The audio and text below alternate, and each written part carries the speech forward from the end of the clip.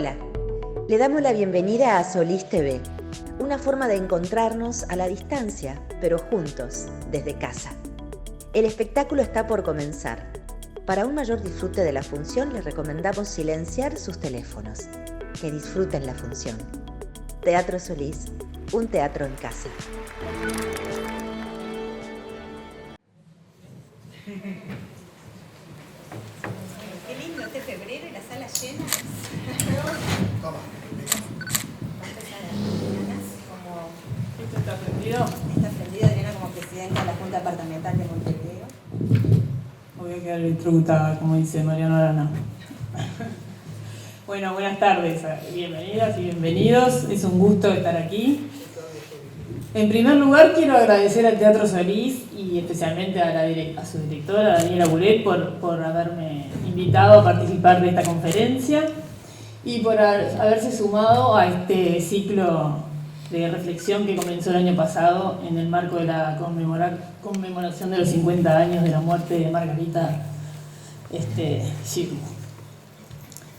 de esta gran actriz, maestra y directora, que sin duda es un merecido homenaje y reconocimiento a su gran trayectoria que ha trascendido generaciones, porque sí, murió hace 50 años, ya que estamos. Este distinguido panel seguramente profundizará en la valía inconmensurable de Margarita. A mí me gustaría resaltar algunos aspectos. El primero es que fue una mujer comprometida con su época, comprometida con su tiempo. Y convengamos que le tocó vivir tiempos difíciles, ¿no? Tiempos difíciles tanto para España como para el mundo. La Primera Guerra Mundial, la Guerra Civil Española, de la cual, si bien no estuvo afiliada a ningún partido político, fue una gran defensora de la República. Que justo en la Guerra Civil la encuentra en América Latina y es desde ahí que comienza su exilio. También le tocó vivir la Segunda Guerra Mundial con el surgimiento del nazi-fascismo. Sus opiniones políticas dice que le valieron que la tildaran de Margarita la Roja. Bueno, y después en realidad, si les voy a leer un pedazo que me parece una linda definición de Federico García Lorca, que era como un hermano para ella. Lo voy a leer textual porque si tuviera memoria para hacer esto sería actriz. Decía sobre ella: es la actriz que rompe la monotonía de las candilejas con aires renovadores y arroja puñados de fuego y jarros de agua fría a los públicos dormidos sobre normas apolilladas. Bueno, Margarita, tuvimos la suerte de que llegara a Montevideo en el año 49, invitada por la Comisión de Teatros Municipales, que encabezaba Justino Zavala Muniz, aquellos visionarios que tenían claro que la cultura y la ciudad iban de la mano. Tenemos algunos otros visionarios por acá que piensan lo mismo. Bueno, eso, que cultura y ciudad iban de la mano, porque no hay un verdadero desarrollo de la ciudad, sino hay una intensa vida cultural en ella. Y eso, y en eso creo que vale la pena ser justo y decir que el gobierno departamental ha trabajado y trabaja por impulsar la cultura, y una prueba de ello es la recuperación de este hermoso teatro en el que hoy estamos. Margarita vino con una doble tarea, que era dirigir el elenco oficial y desempeñarse como directora de la Escuela Municipal de Arte Dramático. Fue maestra de actores y como tal fue reconocida en forma unánime. Y con el aporte de Margarita se cumple la premisa de Nelly Goitiño, que siempre cita Mariano Arana. Nos decía que nos impulsaba a transformar la realidad a pan y canto. Entendiendo que deben cubrirse las necesidades materiales y culturales de la gente. Así que dejo a este eximio panel para que nos ilustre a todos. Muchas gracias.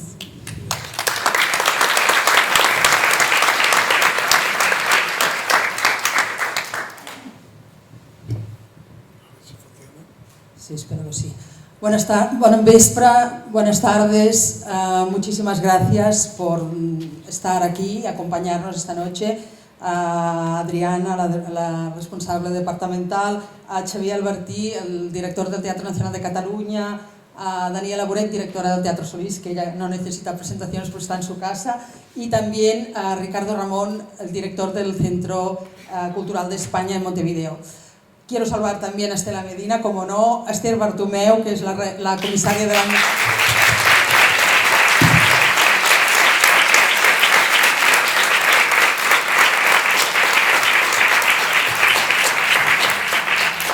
Tuvimos el privilegio de tenerla en Barcelona, en el Teatro Nacional de Cataluña, y francamente es un lujo.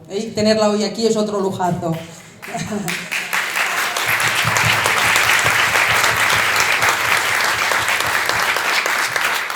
También Esther Bartomeu, que es la comisaria de l'any Xirgu. Llevamos todo un año, que ahora les comentaré, de celebraciones, a la presidenta y la Junta del Casal Català en Montevideo, que también nos acompañan, y a todos ustedes, por supuesto, que no tengo el placer de conocerlos, pero que seguramente pues, Margarita Xirgu nos une, ¿no? Saludo y el agradecimiento es de parte también del Gobierno de Cataluña.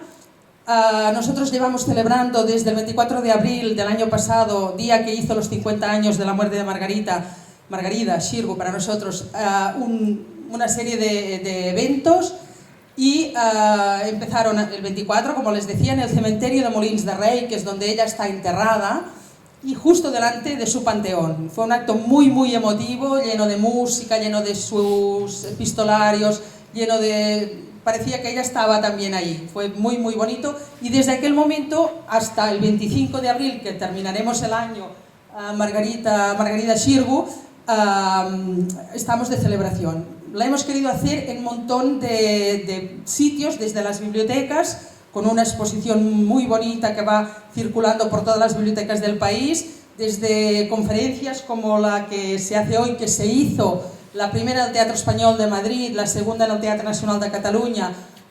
El lunes estuvimos en el Teatro Margarida Xirgu de Buenos Aires, y hoy termina aquí, o sea, es el final de este circuito de conferencias sobre Margarida Xirgu. Pero además la película que sobre ella se hizo con una serie de actrices catalanas, en fin, montón de actividades también en las redes para que los jóvenes se aproximen a su figura, para que la conozcan. En fin, hemos planeado un año, y aquí la responsabilidad es de Esther Bartomeu, para que Margarida sea reconocida y sea recuperada de alguna manera en nuestro país y también fuera, porque hemos querido hacer tres frentes. Antes lo decía Adriana, Margarida fue una mujer luchadora, comprometida, como mujer, como actriz, como persona del mundo de la cultura, como directora de teatro, que esto ya verán ustedes, porque nosotros ya llevamos algunas, los hemos oído a los tres ponentes de hoy, pero es un gusto volver a estar aquí y es un gusto volverles a oír, porque realmente es una conferencia que vale muchísimo la pena. Y la tercera faceta fue como demócrata. Ella tuvo su cuestionamiento con la dictadura, y fue donde empezó su estancia en distintos puntos de América Latina, que hemos querido recuperar con estas conferencias. Hemos querido estar en Buenos Aires, donde ella estuvo, en Montevideo, y aquí su casa. Queríamos haber estado también en Santiago de Chile, pero de momento no ha sido posible. Pero en fin, este recorrido que empieza en Barcelona, también en Madrid, y que sigue aquí en América Latina. La verdad es que podríamos hablar mucho, pero no somos nosotros las que hemos venido a hablar, sino ellos. Agradecerles de verdad en nombre del Govern de Cataluña que estén hoy aquí y que nos ayuden a difundir la figura de esta persona tan querida entre nosotros. Muchas gracias.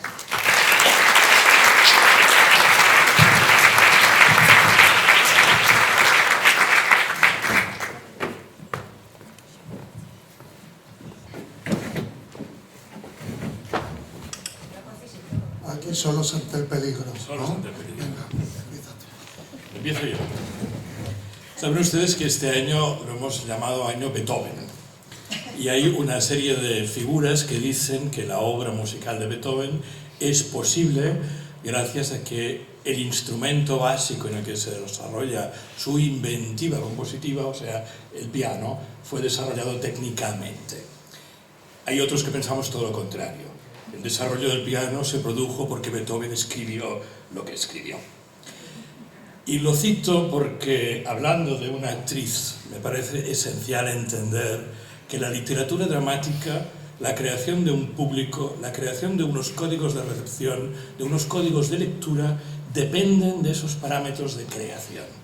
Podríamos pensarlo al revés, que la Xirgu fue la actriz que fue porque tuvo la literatura dramática que le permitió ser esa actriz. Y en muchos casos, muchos actores han respondido a ese parámetro, pero en el caso de la Xirgu eso no se sustenta. La Xirgu fue la actriz que fue porque fue capaz de crear, de impulsar, de generar un mundo a la altura de su capacidad técnica interpretativa. Xirgu nace en 1888, nace en una pequeña población muy cercana a Barcelona. Sus padres son de extracción muy popular, trabajadores y muy vinculados al desarrollo de lo que eran los centros de teatros vinculados a los movimientos obreristas que en ese momento en Barcelona eran enormes. A riesgo de aburrirles, y si lo hago les ruego que me digan no os aburres, les voy a contar en 10 minutos la historia del teatro catalán. Si lo consigo, me dan un premio, y si no, me castigan. Porque creo que es un poco difícil entender el nacimiento de Margarida Xirgu en el teatro catalán, que es lo que me toca desarrollar a mí en esta conferencia. Luego les van a hablar de otros aspectos de su obra, sin conocer un poco qué es el teatro catalán. La lengua catalana es una lengua que tiene una edad de oro literaria en los siglos que hemos colocado en la Edad Media, en el siglo XII con Ramon Llull, XIII, XIV, con Ausiàs March, la culminación de la poesía en lengua catalana. La unificación y la creación de lo que hemos convenido en llamar España supone la unión de diversas coronas y por tanto la unión de diversas lenguas, hace que la corte sea una corte castellano parlante y el catalán deja de ser un idioma de corte, con lo que supone eso en un momento histórico donde si no hay corte no hay creación alta y mucho menos creación escénica. Eso agravado con que el Concilio de Trento, el concilio que tenía que servir para que los protestantes y los apostólicos romanos volviesen a encontrar paz y que generó todo lo contrario, la división absoluta. Una de las consecuencias del Concilio de Trento fue la prohibición de la representación teatral en los espacios sagrados, con lo que cambió radicalmente en el siglo XVI el mapa europeo de lo que era el teatro. El teatro en esa época, estoy hablando del XVI, se desarrollaba básicamente en las Cortes Palatinas. En Cataluña no había corte palatina, por tanto no había un teatro de corte. Se desarrollaba de una forma popular y en transmisión oral en las plazas de los pueblos, y eso sabemos que sí que hubo en teatro en lengua catalana de transmisión de padres a hijos, la mayor parte actores y actrices analfabetas que tenían que aprender de memoria las ideas básicas de esos recorridos que conocemos muy claramente por los Canevacci vinculados a la comedia del arte italiana y que eran muy cercanos a lo que se desarrollaba en todas las plazas europeas. El teatro religioso había desaparecido y solo se conservaban algunos elementos que han llegado, algunos felizmente vivos hasta nosotros, como las representaciones de la Pasión, las representaciones del nacimiento de Cristo en los pueblos que la gente hace pesebres vivents, que los llamamos en catalán, o el cant de la Sibila, algunas celebraciones que conservan aún algunos ritos que superaron la prohibición del Concilio de Trento. En Barcelona el teatro comprendido como lo comprendemos ahora, un escritor que escribe y unos intérpretes que desarrollan un arte interpretativo sobre ese texto, nace en 1596, cuando una serie de elementos vinculados a unas confederaciones religiosas piden permiso a la corona y se les otorga para crear el único teatro permitido en Barcelona desde 1596 hasta 1833. Han pasado unos cuantos años, desde 1596 hasta 1833, con la única autorización de tener un solo teatro en la ciudad.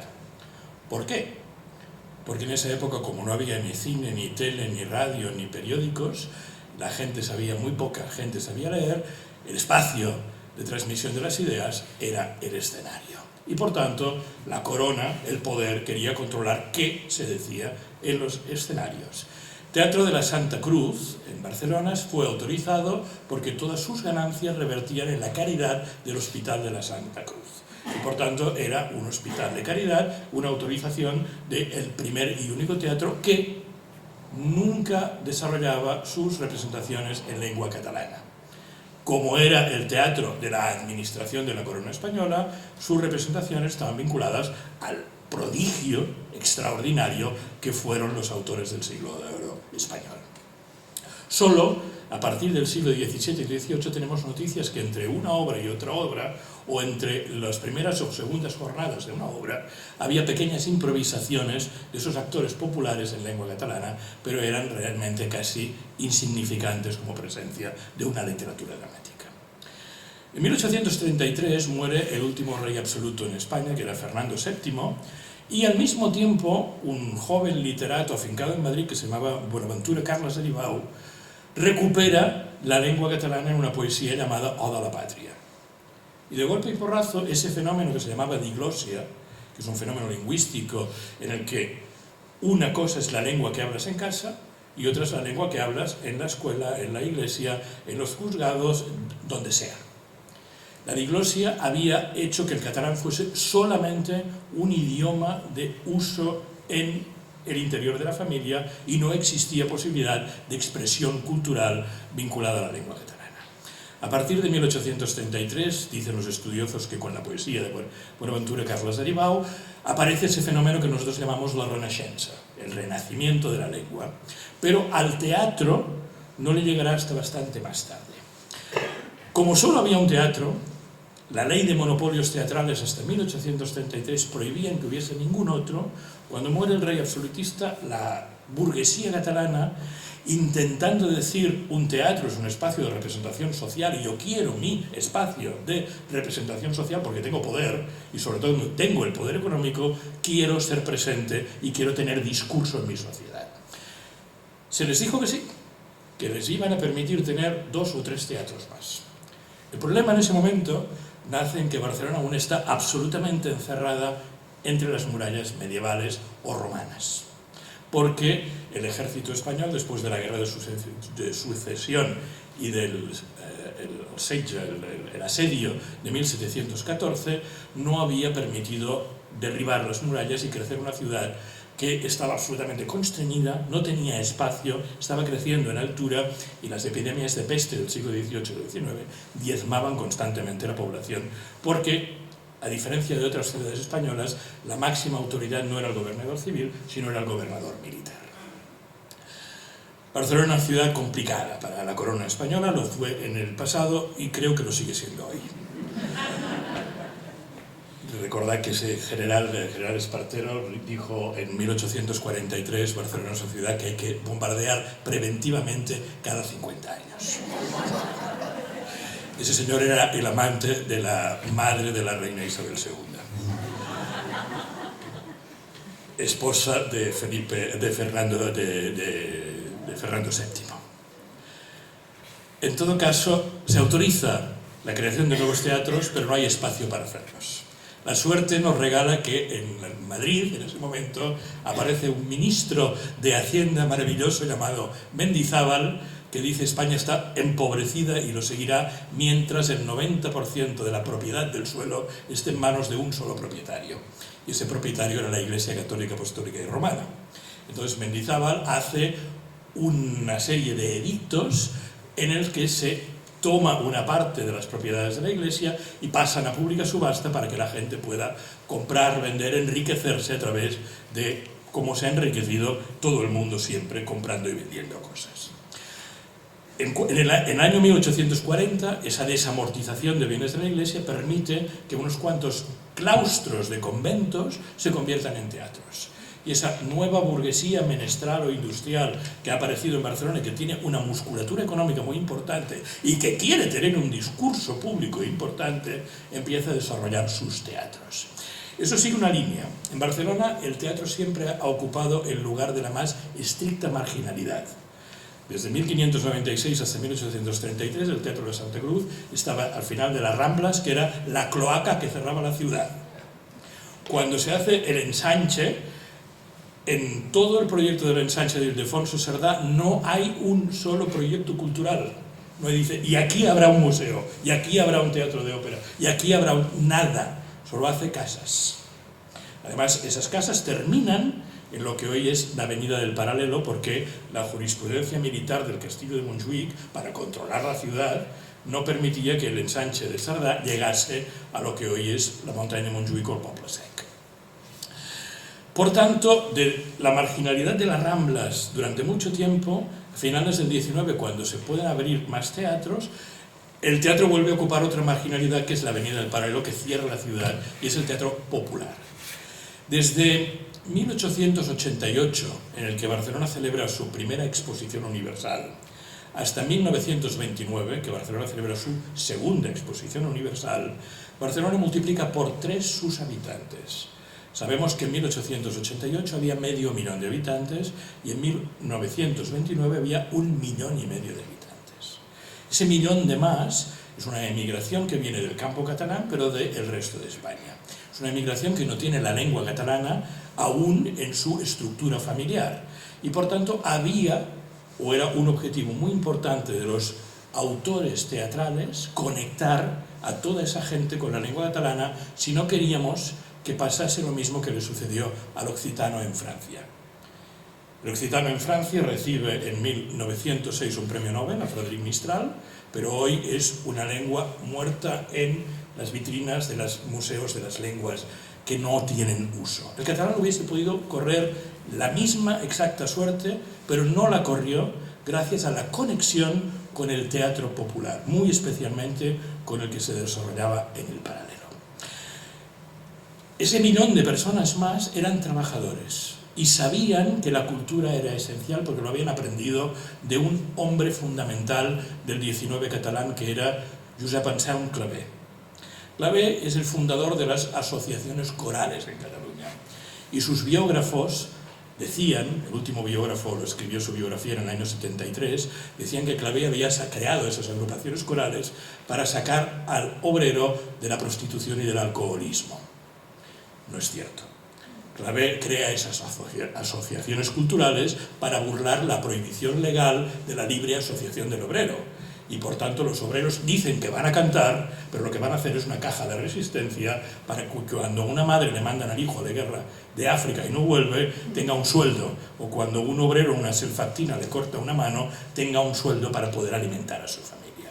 Ese movimiento obrero generó realmente una gran tradición obrerista en Cataluña, muy vinculada a los centros teatrales de esa reconversión de los antiguos gremios medievales, finalmente, de los panaderos, de los carpinteros, de los zapateros, etcétera, etcétera, etcétera. Cuando Margarida Xirgu empieza a hacer teatro como aficionada, recorre todos esos centros obreristas teatrales con una dramaturgia vinculada clarísimamente a la conciencia educativa del obrero, no solo a su entretenimiento, que también, pero sobre todo es un elemento de transformación. Ahí la ven, y casualmente en 1910 debuta ya en el Teatro Romea, que es el teatro que ocupará un espacio clave en la evolución del teatro en lengua catalana a partir de 1863 que se crea. Es curioso porque primero se crea como Teatro de la Zarzuela en 1863. Luego se pone a pública votación el nombre del teatro y salen 2 finalistas. Julián Romea, que era el actor romántico por excelencia que había estrenado el Don Juan Tenorio de Zorrilla, y Antonio Valero, que era otro de los grandes actores románticos que también se peleaba con Julián Romea para hacer el Tenorio de Zorrilla. Y ganó por voluntad popular el nombre de Julián Romea. Por tanto, tenemos un Teatro Romea, actor murciano, vinculado a la catedral de la conservación de la dramaturgia catalana en Barcelona. En 1864, ¿les aburro? No. Seguro, ¿eh? Sí, díganmelo, por favor. Yo es que tengo rollo para rato. Gracias, Daniela. Gracias. En 1864 aparece un milagro. Ya les he dicho que desde el siglo XVI la presencia de lengua catalana en los escenarios de Barcelona era 0.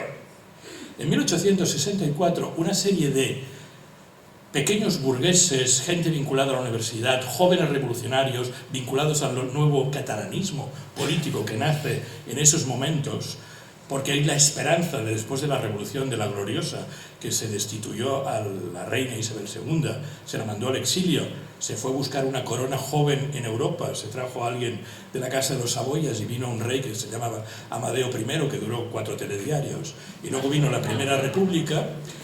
Esos 4 telediarios porque Amadeo I dijo: sí, yo quiero ser rey de España si me permitís hacer una obra progresista. Y los ministros de Madrid le dijeron: por supuesto, majestad. Duró 4 telediarios, porque quería hacer una obra progresista. En 1864, una serie de las muchas asociaciones de vecinos que tenían en casa posibilidad de representar teatro privado, era un fenómeno realmente que se había desarrollado muy claramente en Barcelona, ya que no tenías teatros públicos, lo hacías en tu casa, e invitabas a tus amigos. Pero esos centros se habían quedado muy pequeños. Entonces, cuando empezaron a haber nuevos teatros, se alquilaban esos teatros el jueves por la tarde antes de las funciones normales a taquilla abierta. Una sociedad llamada Melpémone, nombre de una de las musas griegas, que se reunía en una casa privada, alquilaba el Teatro Odeón en la plaza de San Agustí, frente al convento de San Agustí, un exconvento, el jueves por la tarde, para hacer con los actores profesionales que por la noche harían a Lope de Vega y a Calderón sus representaciones privadas. Uno de los autores fundamentales de esta época es Frederic Soler, conocido como Serafí Pitarra. En 1864, una sociedad privada en el Teatro Odeón estrena L'Esquella de la Torratxa. La esquella es una campanita que se pone en las vacas o las cabras o los corderos. La torratxa es el campanar donde hay las pequeñas palomas en las casas de Barcelona, y era una parodia de la campana de la Almudaina de Juan Palou, un dramaturgo español romántico que avisaba desde la campana de la Almudaina el ataque de los moros y había que ir a la reconquista. Esa esquella de la torratxa, el empresario del Teatro de Odeón dijo: aquí hay la posibilidad de hacer dinero.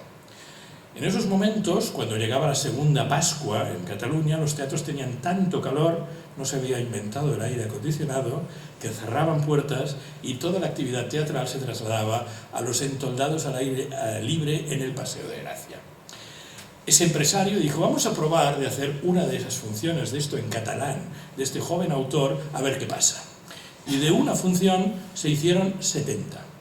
Porque descubrieron que el público tenía ganas de ver teatro en su lengua. ¡Qué milagro! Pues en 1864, presencia del catalán en la cartelera de Barcelona, 0. 1867, 4 años después, lengua catalana, lengua hegemónica en la cartelera de Barcelona.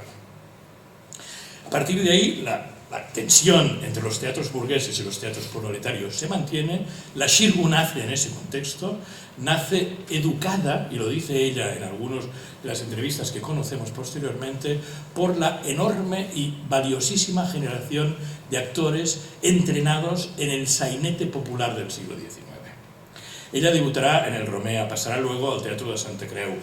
Del Santa Creu la echan porque ella quiere hacer la Salomé de Oscar Wilde y quiere enseñarse desnuda como pide el texto. La junta religiosa del Teatro de Santa Creu le dicen nanay de la China. Ella dice: pues me voy al paralelo a hacer vodevil. Hace vodevil, se arruina constantemente. A partir de 1912 empieza a haber una rumorología en la prensa catalana. Dicen: nos va a pasar lo mismo que con Enric Borràs, los madrileños nos la van a robar porque es demasiado buena.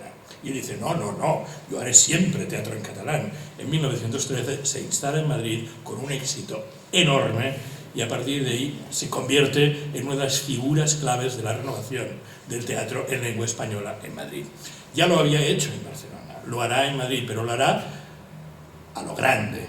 Ella fue empresaria del teatro español realmente, y además en una ocasión lo fue como socia de Enric Borràs, que no se llevaban especialmente ni bien ni mal. Digamos que esas cosas del teatro, ya sabéis, que dependen de las necesidades de cada cual.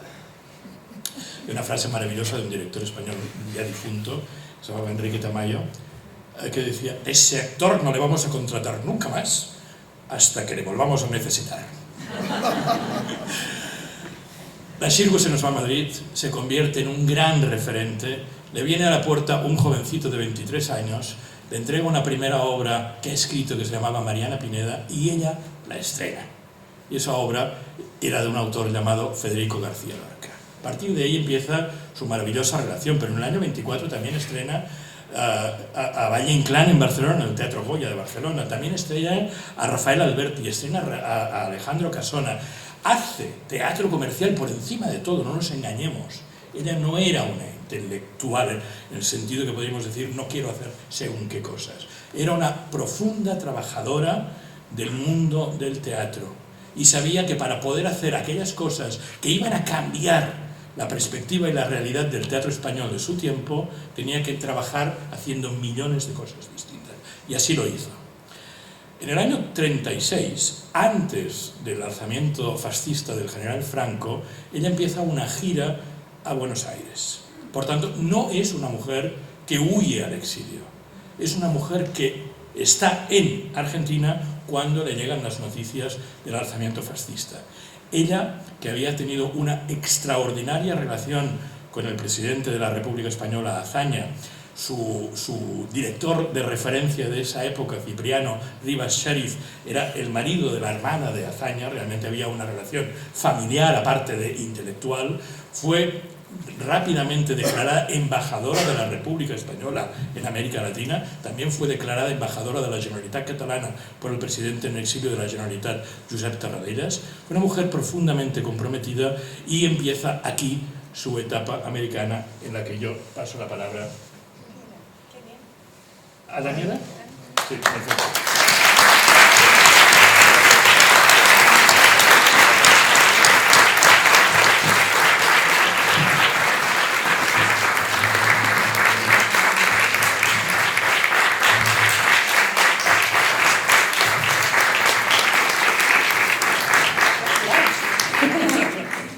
Ya vamos varios tablados, diríamos, pero siempre me asombra escucharte, así que gracias.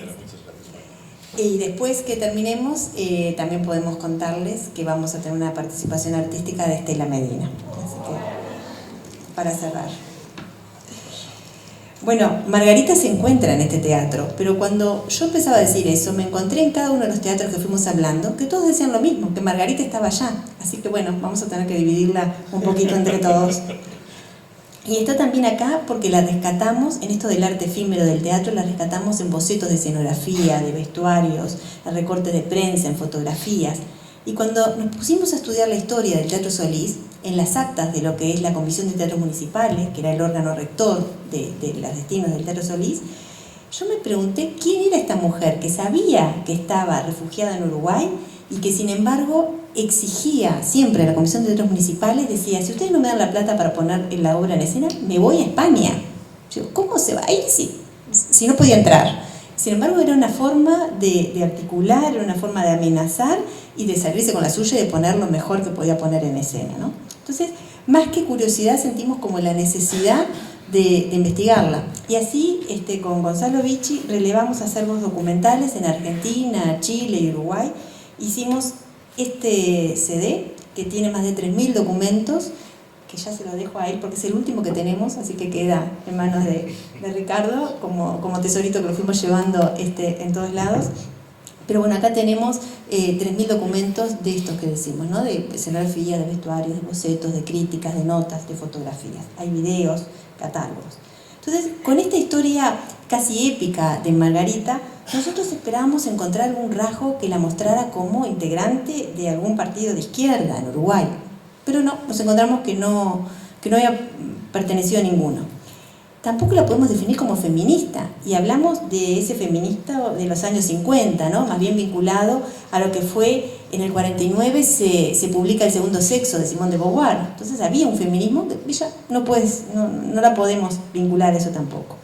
Sabíamos que Margarita había condenado al fascismo, que perteneció al Frente de Acción para la Defensa de la Cultura, de la cual nació la sección catalana de la Alianza de Intelectuales Antifascistas, que ayudó a colonias de niños refugiados en España y que su casa en Chile fue centro de reunión de políticos e intelectuales. En Uruguay, durante su exilio, también mantuvo una correspondencia con exiliados, dio refugio a artistas e intelectuales españoles.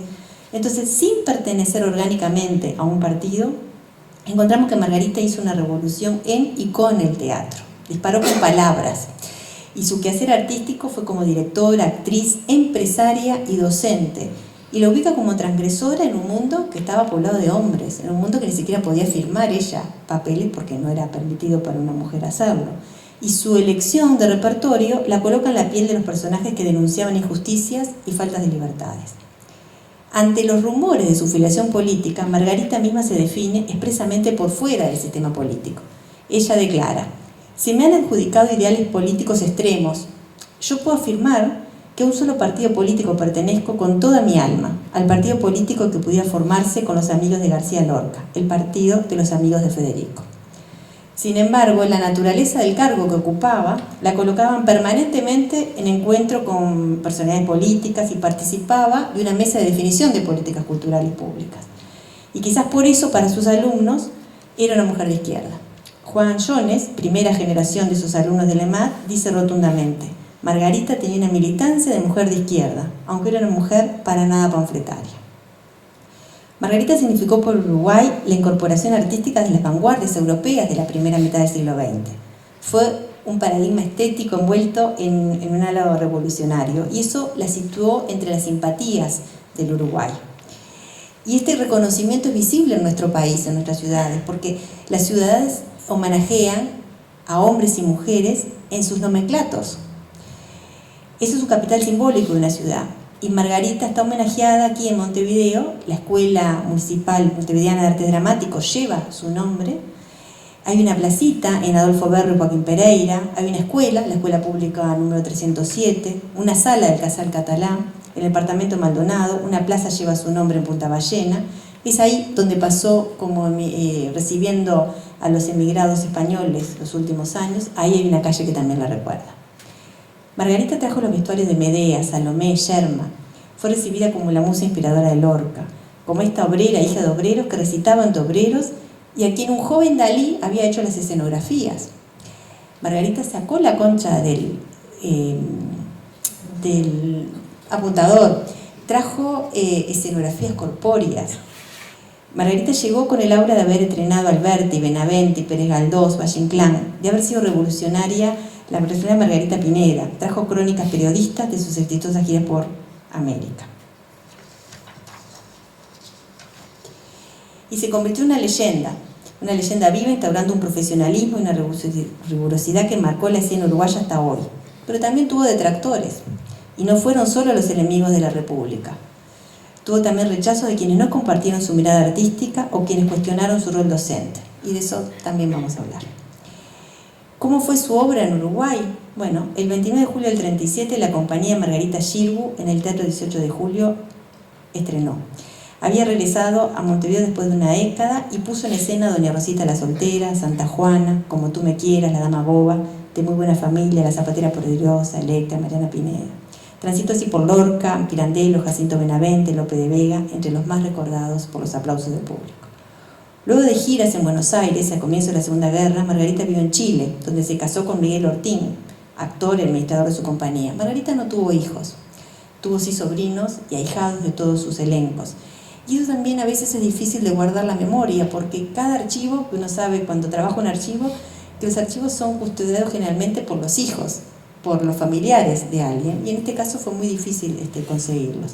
Claro, tenemos a su gran biógrafa, que hoy no está con nosotros, Antonina Rodrigo, que sí nos acompañó en las charlas en Madrid y en Barcelona, y que hoy es sustituida por Ricardo Ramón, que tiene una mirada completamente acorde a su rol.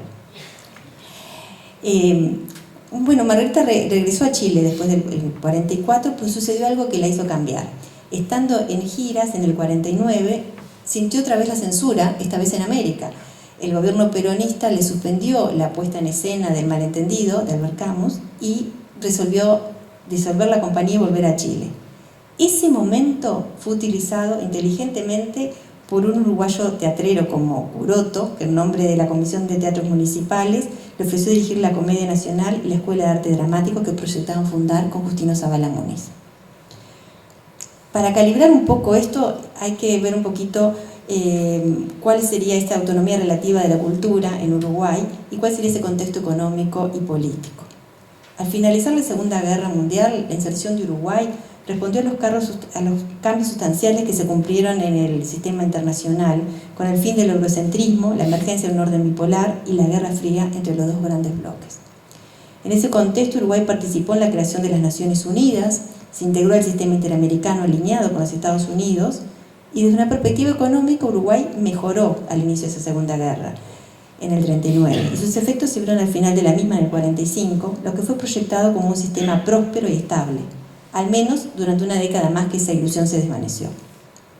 Uruguay se alineó a los países democráticos occidentales, el gobierno había roto relaciones con la España republicana y, sin embargo, los partidos políticos de izquierda, los dirigentes ballistas del Partido Colorado, los del Partido Nacional Independiente, los sindicatos y la ciudadanía en su gran mayoría apoyaron a la República Española. En el relevamiento de los diversos medios de prensa de la época se ve el accionar de los comités de apoyo, las manifestaciones populares y la recepción a intelectuales exiliados.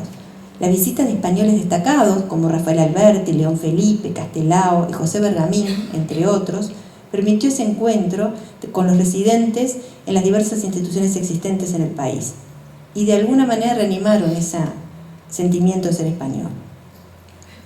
Acá, en este Teatro Solís, por ejemplo, en 1944 se hizo un acto en favor de la República y fue un dirigente del Partido Nacional Independiente, Gustavo Gallinal, quien llevó adelante esto, diciendo: en estos momentos presentes, esa comunidad moral que une a ambos países está rota, porque se interpone entre España y nosotros una presencia que siempre ha sido de discordia, una funesta presencia, la presencia de la tiranía de Franco, quien proclama la fórmula de la hispanidad. Pero él es el primer enemigo de la hispanidad, porque la única hispanidad que puede surgir, la única que puede pertenecer al porvenir, es la hispanidad que se forma con el concurso de todos los pueblos de habla española, liberados y redimidos de todo despotismo y tiranía. Este término hispanidad quizás hoy está también en entredichos en esta Cataluña y España. Una inmensa mayoría apostó a la movilización de hombres y mujeres, intelectuales, obreros, poetas, artistas y políticos se juntaron, se manifestaron, se pronunciaron, juntaron esfuerzos, juntaron fondos para contribuir con la República en todos los barrios de Montevideo. Y en este contexto aquí llegó Margarita Xirgu. Y llegó el momento donde se empezaban a implantar a nivel de país y en esta capital las primeras políticas culturales públicas impulsadas desde la Comisión de Teatros Municipales.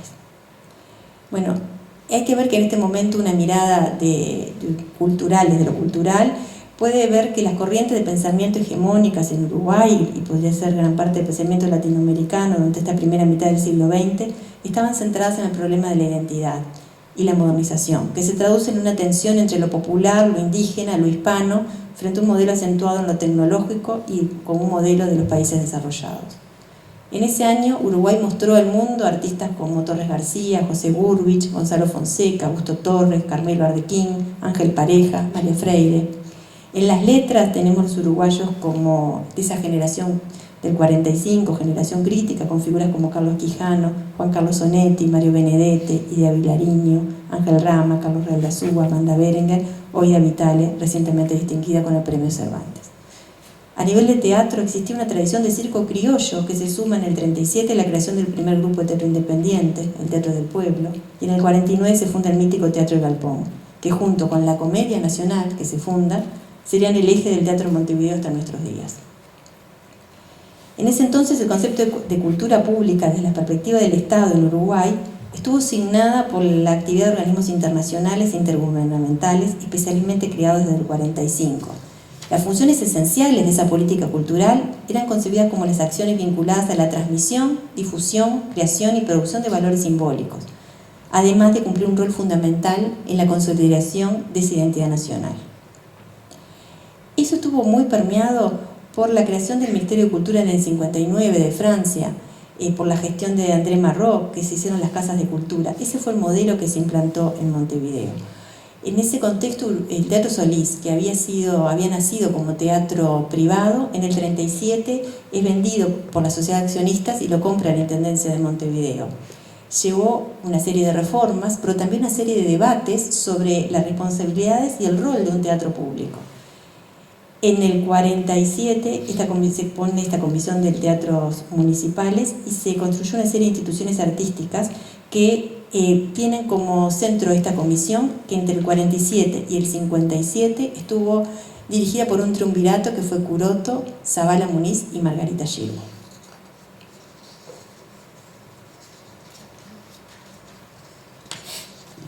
Esas tres personalidades son pasibles de ser abordadas de diferentes perspectivas. Uno puede estudiar a Margarita o a Ángel Curoto o a Justino Zavala Muniz según su militancia política partidaria, según su compromiso público, su vinculación con las artes escénicas, docencia, dramaturga o dirección. Pero aún en la versatilidad de sus habilidades, profesiones y pasiones, los tres compartieron el hecho de haber fundado la institucionalidad pública de las artes escénicas en Uruguay. ¿Cómo se insertó aquí? Bueno, Margarita, gracias a la visión de Justino Zavala, fue clave para llevar adelante este triunvirato, y la toma de decisiones plantearon permanentes desafíos de carácter ético e ideológico.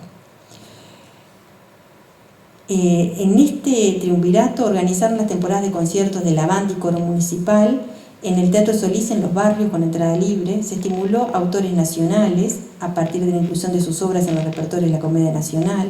Se organizaron concursos de obras y escenografía de autores nacionales, se realizaron giras de la Comedia Nacional por todo el país, se difundieron espectáculos por radio, se impulsó la ley de exoneración de impuestos a espectáculos teatrales y la ley de jubilaciones para artistas y trabajadores del teatro, sancionada en noviembre del 53. Uno de los hitos trascendentes fue la fundación de la Comedia Nacional. Los actores, funcionarios públicos, dispondrían también de un presupuesto público en la puesta en escena. Sin entrar en la historia de este elenco, resulta interesante detenernos en la importancia del Estatuto de la Creación, que dice que solo con el apoyo de gobernantes de tal jerarquía es posible emprender la ardua tarea que hemos iniciado. Es decir, los compromisos del Estado en la creación y mantención de un elenco artístico, marcaron una historia que no hay otro en América, ¿no? La responsabilidad primaria fue poner en obra escenas de autores nacionales, pero a los años la comedia incluyó también que había que ampliar la visión y se debía expresar a través de las obras de repertorio no solo el espíritu del país, sino también el de América y el repertorio internacional. Esa decisión supuso incorporar al elenco a candidatos como Serrador, Discépola, donde ya se encontraba Margarita Xirgu. El carácter político de Justino Zavala Muniz es visible también en las actas y muestra una mirada a largo plazo. Justino decía, el teatro tiene dos caminos, ahí en la década del 50. O va a manos del Estado, con todas las ventajas que lleva esto consigo, o va a manos de los consorcios capitalistas que lo explotarán para sus fines. 10 años más tarde, Zavala dice, el Solís no es solo un teatro, es para mí una cátedra de cultura popular. Nuestro propósito no es realizar buenos negocios, aunque los éxitos de Borderó, y hemos tenido muchos, sean siempre bienvenidos. Queremos, por sobre todo, realizar una obra docente de trascendencia. ¿Cuál fue entonces esta relación con Federico? Para centrarnos un poco más en Margarita en este contexto. Algunas de las declaraciones de Margarita muestran un vínculo que parecería que lo trataba como un hijo. Estando en México, dice Margarita, nos sorprendió la noticia de la Revolución Española, al poco tiempo la inaudita muerte de Federico, a quien yo quería como un hijo. Sin embargo, otras declaraciones pueden llegar a confundirnos un poco en ese amor. Dice, Federico era un talento, lo descubrí yo lo llevé al teatro. Yo tenía en él a mi autor, a mi poeta, yo lo había guiado hacia la gloria, lo había hecho de todas las tierras, de todos los mundos. Yo había ofrecido mi voz para sus palabras, fue mi autor, fue su intérprete, era mío. Hay que recordar que Federico, cuando se acercó a Margarita, que tenía 22, 23 años, él llega con una derrota. Le había presentado una obra de teatro para niños en la cual le había ido pésimo. Con ese cuento que le hace a Margarita, Margarita igual lo quiere y necesita, lo lleva adelante. Aún circulan recuerdos de una gira de la Comedia Nacional en el departamento de Salto, donde consideran que fue el momento en el cual Margarita hizo su duelo por la muerte de Federico.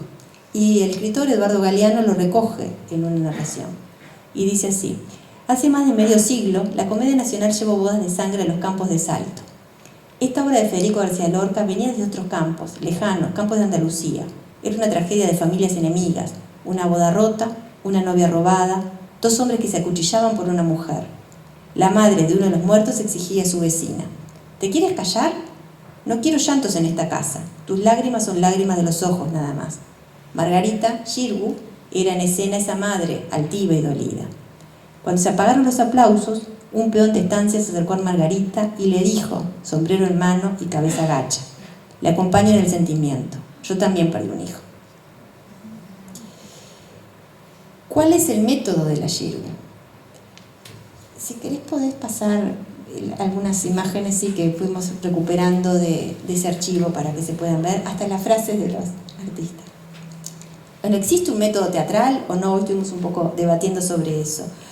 Pero si existiera un método teatral, el método de la Xirgu, sus alumnos dicen que recuerdan que Margarita tenía una díada que tiene 2 palabras, disciplina y rigor.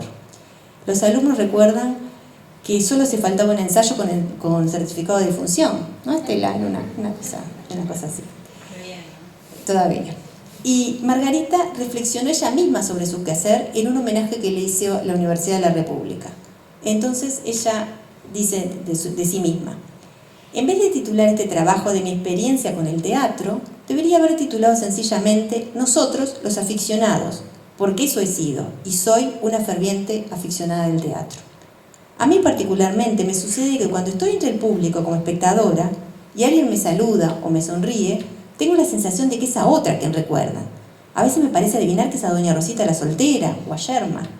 Somos histriones, aún fuera del escenario, porque en nuestro afán de agradar y unir voluntades en favor de nuestro arte, caemos en exageraciones de ademanes, levantamos la voz más de lo debido en conversaciones particulares. En una palabra, queremos hacernos oír por encima de las voces de los demás. Somos unos pequeños monstruos deshumanizados que vivimos otras vidas de otros seres creados por la fantasía de los autores. Yo no sé nada de mí misma, no me conozco. He procurado, después de muchas vacilaciones, hablarle con sencillez para que no se notase el oficio, para que no se perdiera fluidez, para que no se perdiera la gracia.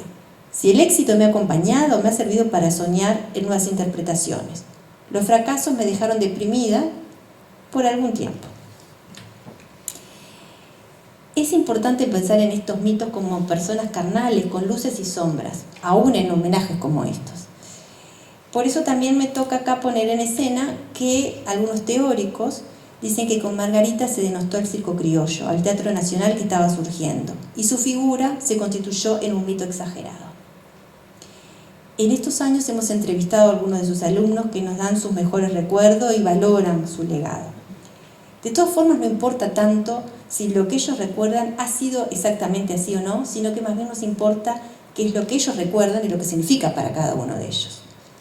Para Antonio Larreta, por ejemplo, Antonio dice que era una actriz poderosa, sobre todo por el registro trágico, que compensaba su fragante amaneramiento, no solo vocal, con una presencia magnética y un sentido poético que la singularizaba en el entonces pedestre y rutinario teatro español. Pero entiendo que se tiende a distorsionar y magnificar la incidencia de Margarita en nuestro teatro, y concretamente en la Comedia Nacional. Formó en 2 o 3 años a un grupo notable de actores jóvenes, imprimiéndole sobre todo una severa disciplina. Y ni siquiera los que abominan de la influencia del estilo de Margarita saben bien lo que abominan. El estilo de Margarita era personalísimo, y que ella, por cierto, no se propuso transmitir. Como directora, sus puestas eran un poco rutinarias, muy exigente con los actores y fue una interesantísima actriz. Como directora, fue más lo que aportó en la elección de los textos que su concepción de la puesta en escena. Como actriz incluso fue decayendo, hasta el error grave de su Lady Macbeth o lo anodino de su Loca del Chariot. Pero esa declinación seguía un curso opuesto a la creciente madurez de un grupo de actores que supo aprovechar de todas sus experiencias, incluso la proximidad con Margarita, para hacer lo que llegó a ser.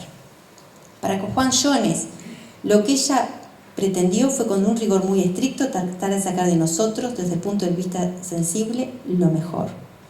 Para Rubén Yáñez, rescato de Margarita el respeto a la creación del valor del texto, que logró transmitirlo a todos nosotros.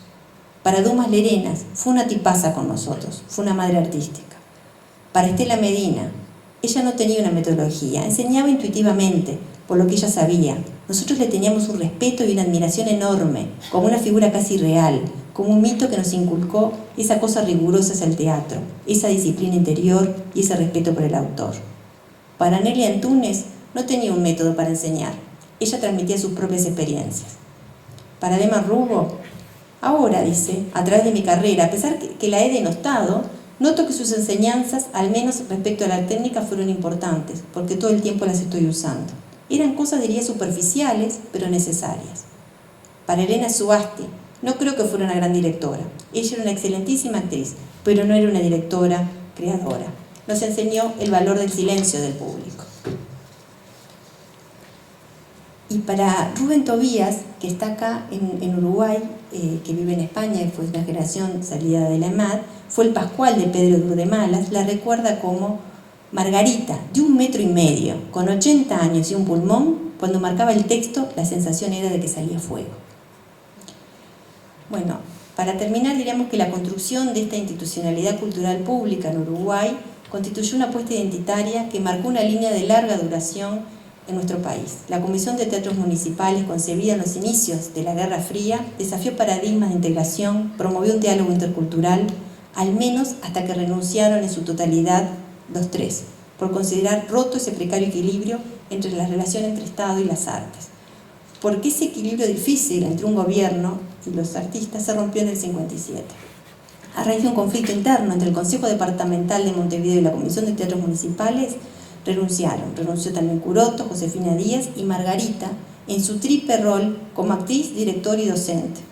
De todas formas, cumplió con los compromisos contraídos. Culminó con la dirección del Sueño de una noche de verano y Don Gil de las Calzas Verdes. Fue un retiro relativo, diríamos, ya que hizo algunas puestas en escena más, incluso en el exterior. En el 57 volvió a México, se encontró con Riva Sherif y fue invitada a dirigir Bodas de Sangre. Volvió a Uruguay, se retiró a la casa de Punta Ballena, pero ahí el Sodre la llamó para que repusiera Sueños de una noche de verano. Viajó a Buenos Aires a reponer la casa de Bernarda Alba y nuevamente el Sodre la invitó a poner en escena El llanto por la muerte de Ignacio Mejía de Lorca. En el 63 repuso Yerma, dirigiendo una actriz exiliada, María Casares. En el 64 participó del proyecto de creación de la Casa de Retiro del Actor, en un predio cedido por la Intendencia de Maldonado. En el 65 inauguró el Teatro de Verano del Yahuel, en el 66 lo homenajearon poniendo su nombre en el Teatro del Casal Catalá, y en el 67 dirigió por última vez a la Comedia Nacional, poniendo en escena para el Festival Cervantino Pedro de Urdimalas, y viajó a Estados Unidos a dirigir unas versiones de Yerma en inglés. Quizás sus puestas en escena de hoy, por esa pasión por la innovación, por esa pasión por los textos jóvenes y los autores, serían con dispositivos de pantalla, capaz que sería con robots, sería con inteligencia artificial, sería con procesos interactivos, no lo sabemos. Pero sí sabemos que trajo las vanguardias artísticas. Y sí sabemos que se atesora ese trabajo que marcó la voz de los artistas y la forma de decir el verso, la rigurosidad de sus prácticas, las soluciones estéticas en la lectura de las obras y el ascetismo en el oficio. Fue parte de la fundación y consolidación del sistema teatral público uruguayo. Y Uruguay atesora esa influencia y la impulsa a nuevas generaciones. Creo que hoy puede considerarse también Margarita como uno de nuestros mitos y uno de nuestros patrimonios de la entidad nacional. El 7 de abril del 69 se internó en Montevideo y murió un 25 de abril por una falla cardíaca. El velorio fue en Agado, el sepelio en el cementerio del Buceo. La Cámara de Senadores en la primera sesión le rindió homenaje el 6 de mayo del 69 y sus restos volvieron a España en 1988.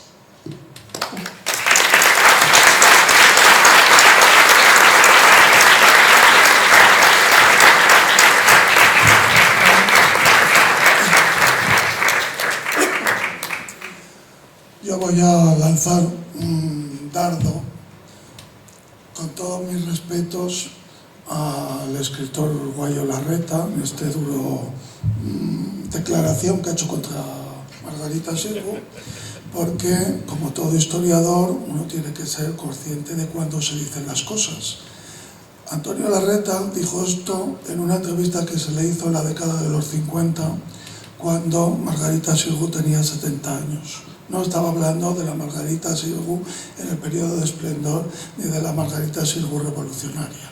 Yo puedo hablar de una señora de 80 años o de 90 o de tal en un periodo de decadencia, pero eso no quiere decir que esa figura sea lo que se diga de ella en ese momento, ¿no? O sea que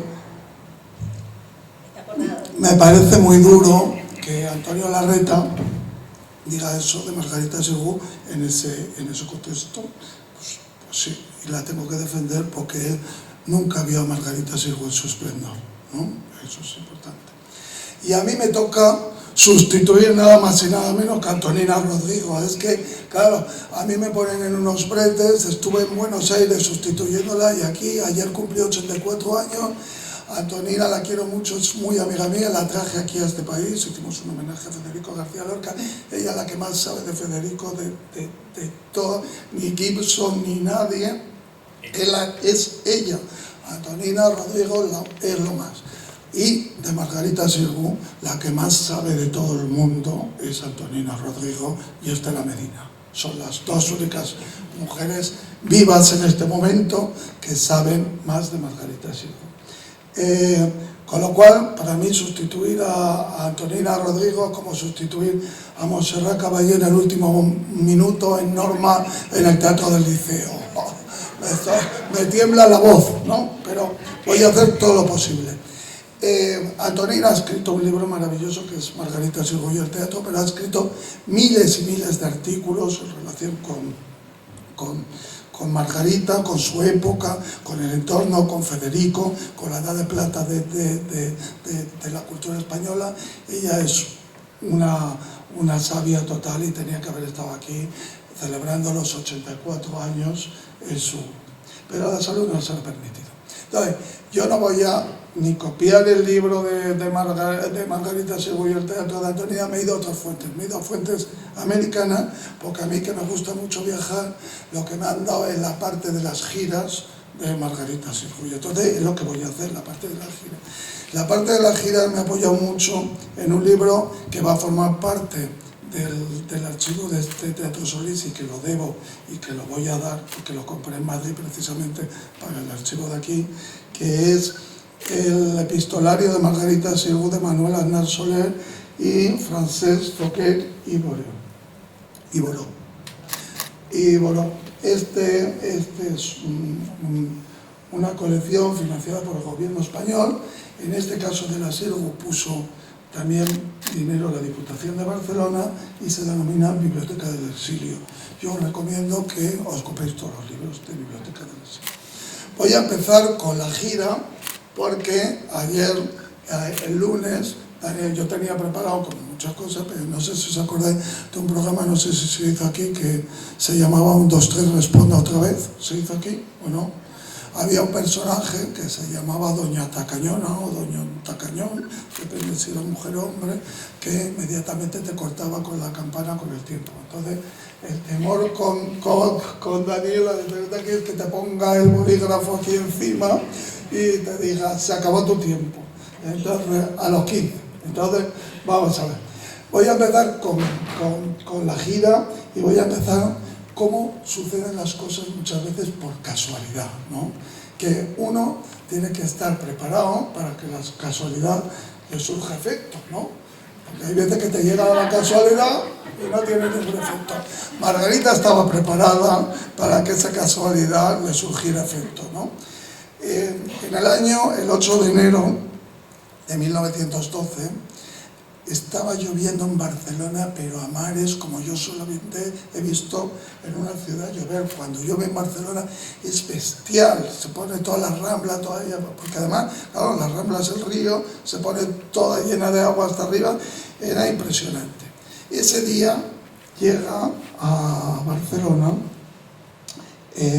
Faustino da Rosa. Faustino da Rosa es el máximo empresario en estos momentos en Buenos Aires, trae compañías para el Teatro Colón, para su propio Teatro Odeón, era propietario del teatro, era un gran personaje. Y claro, con esta lluvia se refugia en el hotel, ¿no? Pasan las horas y dice, me estoy aburriendo en el hotel.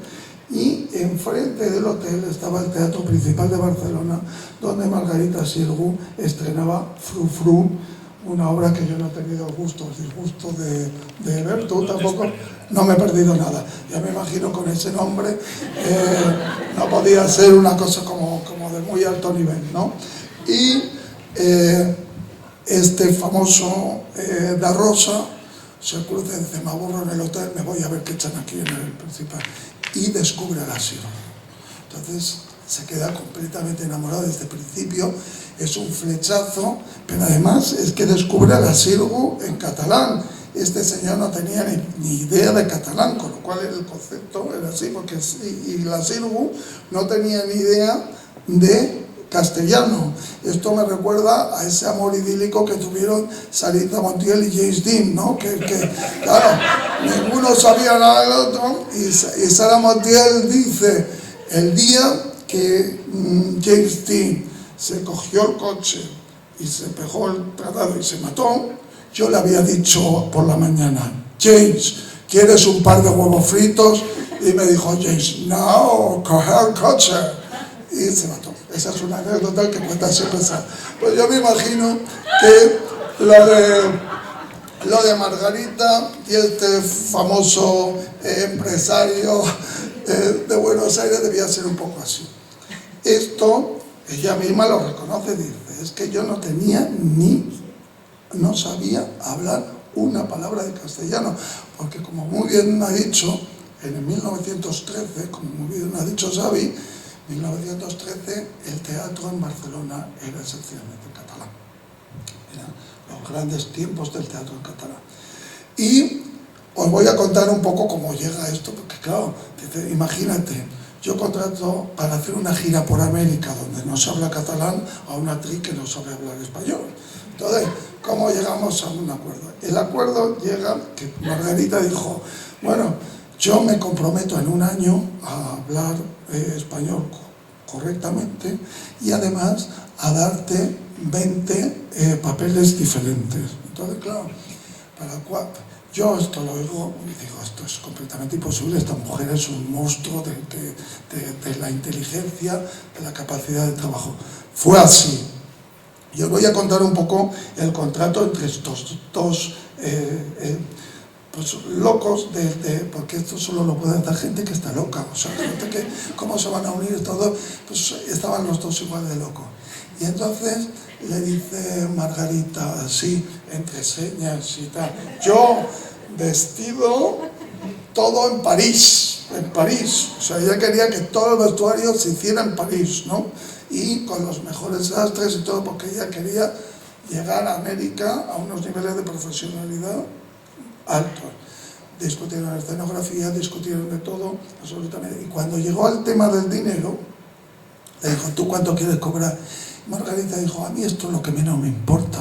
O sea, el dinero no me interesa. Yo lo que quiero es hacer un trabajo de primer nivel y ser una grandísima actriz.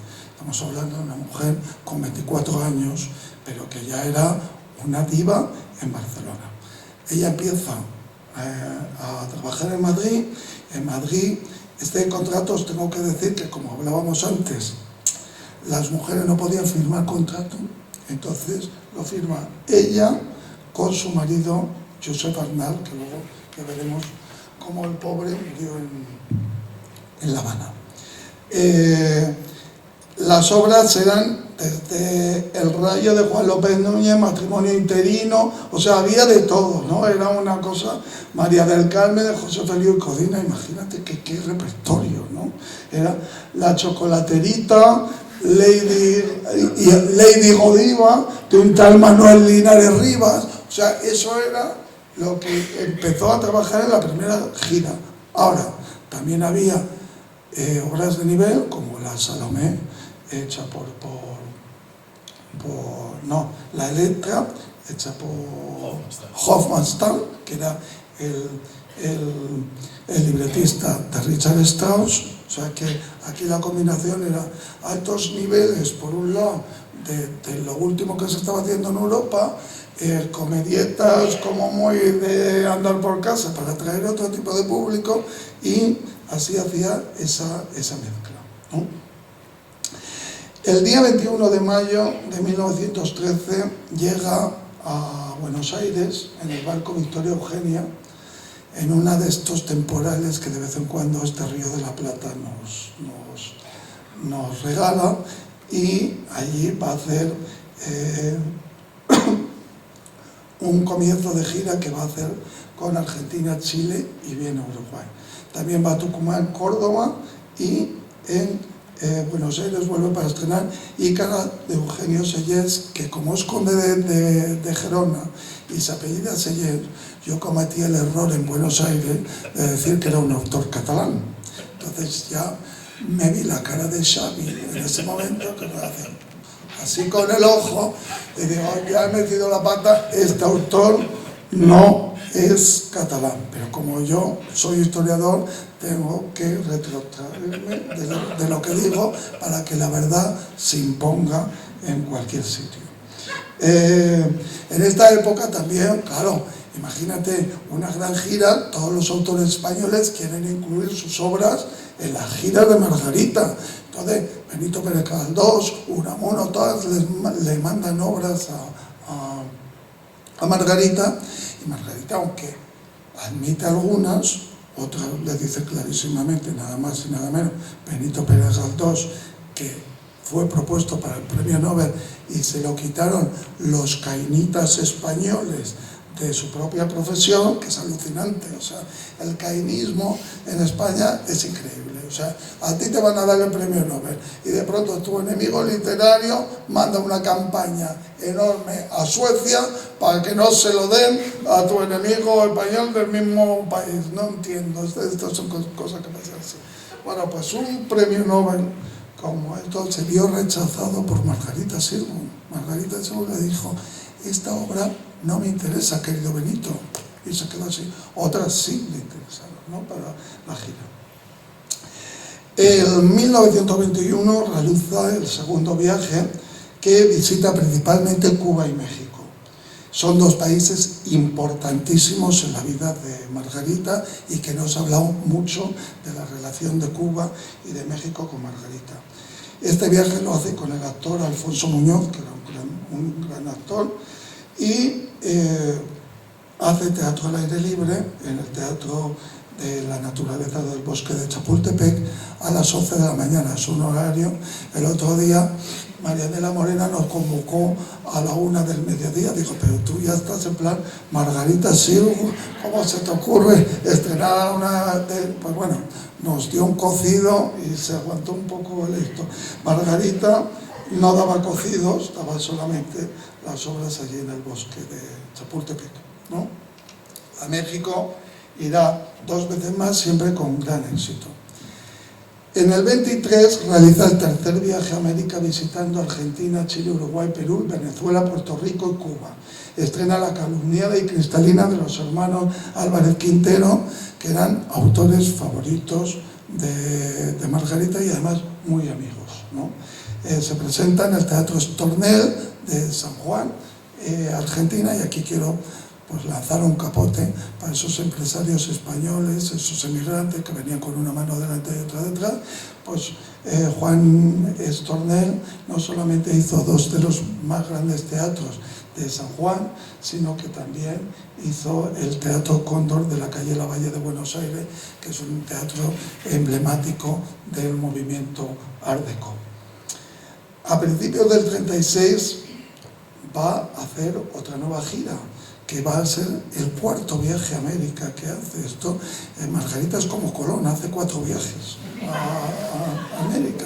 En el 4º se le acabó ya, porque realmente Franco llega al poder y entonces, claro, la gente dice, no es una exiliada, porque no se exilió, ya estaba aquí, pero es un concepto de exilio también, el que no pueda volver. O sea, si tú cambias exilio por refugiada, pero al fin y al cabo más o menos es lo mismo, porque no puedes ir. El 14 de febrero del 36 actúa en La Comedia y en el Nacional, y allí muere su marido, ese mismo año muere en Cuba. Fijaros lo que son estas giras de meses, de años, se te muere el marido, te nace un hijo, te pasan multitud de cosas. Aquí hubo compañías de zarzuela que se quedaron paradas porque el empresario se fue con el dinero, se tuvieron que buscar la vida. O sea, el trajín de esta gente, que ahora muchos de los actores y actrices se quejan de la vida que llevan, y realmente pues imagínate la vida que llevaban. Ya se me está acercando el bolígrafo, entonces estoy así con temor, ¿no? Vuelve en ese año 36, vuelve a México y estrena La Dama Boba, que es una adaptación de Federico García Lorca maravillosa. El que ha leído la adaptación de verdad es brutal. Y Yerma. Estuvieron 2 meses seguidos en el Teatro Nacional, de La Habana y 5 meses en el Palacio de Bellas Artes, abriendo insospechadas perspectivas para los jóvenes grupos teatrales mexicanos como Orientación y Ulises, que fueron creados en esa época a instancia de Margarita Xirgu y del descubrimiento que Margarita hizo a estos jóvenes mexicanos de Lorca y Casona, ¿no? Finalizado este periodo, vuelve otra vez de México, vuelve otra vez a La Habana, hace La Zapatera prodigiosa y La Electra, que ya hemos comentado. Viaja por primera vez a Colombia y allí en Colombia dura 3 meses su actuación en el Teatro Colón de Bogotá, que los que conocéis ese teatro es una maravilla. Fue apoteósico absoluto y es tal la apoteosis que un crítico dijo: por favor, Margarita, danos tregua al asombro, porque es excesiva la conmoción espiritual que tu arte nos está provocando. Se pedía, por favor, descanso, ¿no? Porque era demasiado fuerte para sentir, ¿no? Margarita comenta que dice: en Colombia conté con la apasionada simpatía del pueblo que nos seguía a todas partes, pero cierta prensa se ensañó con nosotros, un diario nos obstaculizó la labor tratándonos de milicianos y descamisados. Esto lo hemos hablado. Hay gente que se cree que en América todos los emigrantes y todos los exiliados eran republicanos, y no, había también franquistas, había gente de la derecha, había gente de todo tipo, y que hicieron su guerra contra Margarita por esa relación con la República. Esta guerra le sigue en Perú, por supuesto, le sigue también en Santiago de Chile y le sigue, bueno, en toda la gira. En La Voz, que es un diario madrileño, en el año 37, ten en cuenta que en el año 37 todavía Madrid era republicano, con lo cual se dice: en La Habana el público llegó constantemente el teatro de Margarita. Lo mismo ocurrió en Bogotá. Donde no sucedió eso fue en Lima, que seguía siendo todavía la España de los virreyes y la España colonial de Felipe IV. En el 37, para comprobar que las inquietudes discurrían por otros sectores, un sector juvenil se había integrado en la Asociación de Artistas Aficionados, orientada hacia el arte teatral y representaciones de clásicos españoles. Unos años más tarde, el teatro peruano evoluciona resueltamente al crear la Escuela Nacional de Arte Dramático, la Compañía Nacional de la Comedia y el grupo de la Universidad de San Marcos. Y otro grupo pujante fue el Teatro Universitario de Arequipa. Estos grupos, como otros independientes creados por Berta Cárdenas y Carlos Gasós, que formaron el grupo Histrión, son los avalados desde el primer momento por Margarita Xirgu. Imaginaos la importancia de Margarita Xirgu en el Perú. Ella hizo que muchos de los autores peruanos empezaran a escribir, como fue el caso de Sebastián Salazar Bondi, el poeta Juan Ríos, Percy Gibson, Enrique Solari, Julio Ramón Ribeiro, Rafael del Carpio y un largo etcétera, promoviendo siempre esta labor que hacía Margarita de reunirse de los jóvenes y decirles: tú escribes muy bien, tienes que hacerme una obra de teatro, incentivando siempre a la juventud y a la vanguardia, ¿no? En 1940 se retira provisionalmente del teatro y se instala en el barrio de Los Condes de Santiago de Chile. Allí está recién casada con Miguel Ortiz y allí se entera de la confiscación de todos sus bienes y del exilio a perpetuidad. Hace pues una labor un poco de intentar reponerse de estos pues golpes que le está dando la vida, y vuelve en 1944 a estrenar El Adefesio de Rafael Alberti y La Dama de Alba de Alejandro Casona en el Teatro de Avenida de Buenos Aires. Y luego, al año siguiente, es cuando realmente, en el 45, se estrena La Casa de Bernarda Alba, que es la obra póstuma de Lorca, que se estrenó 9 años después de ser escrita en el mismo teatro, Avenida de Buenos Aires.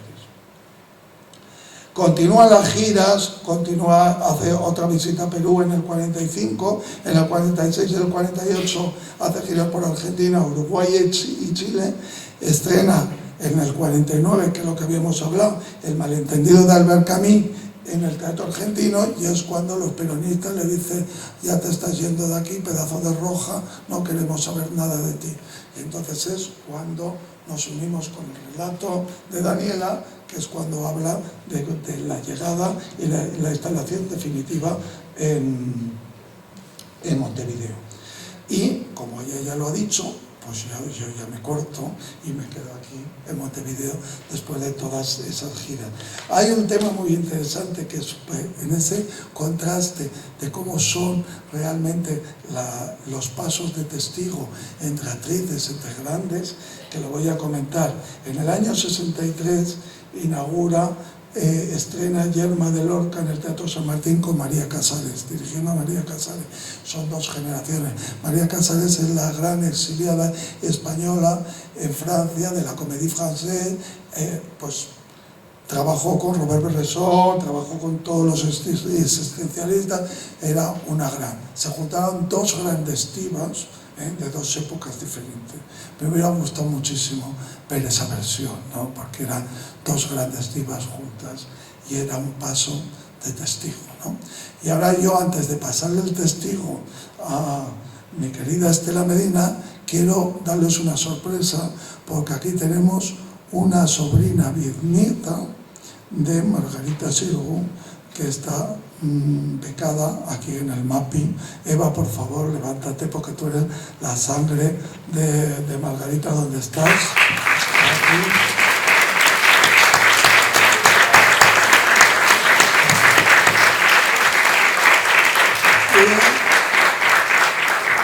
Quiero agradecerte que hayas venido y que de alguna manera, pues sí, en esta sala, en este Teatro Solís, tenemos sangre de Margarita Xirgu, ¿no? O sea que, Estela, mi amor, es tu turno.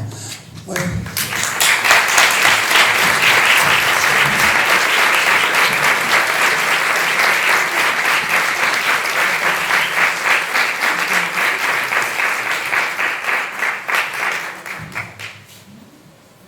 Yo voy a ser breve.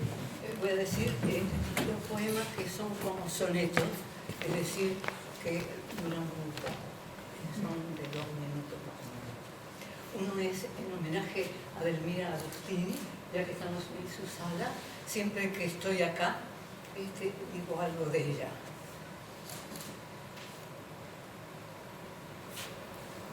Yo muero extrañamente. No me mata la vida, no me mata la muerte, no me mata el amor. Muero de un pensamiento mudo, como una herida. ¿No habéis sentido nunca el extraño dolor de un pensamiento inmenso que se arraiga en la vida, devorando alma y carne y no alcanza a dar flor?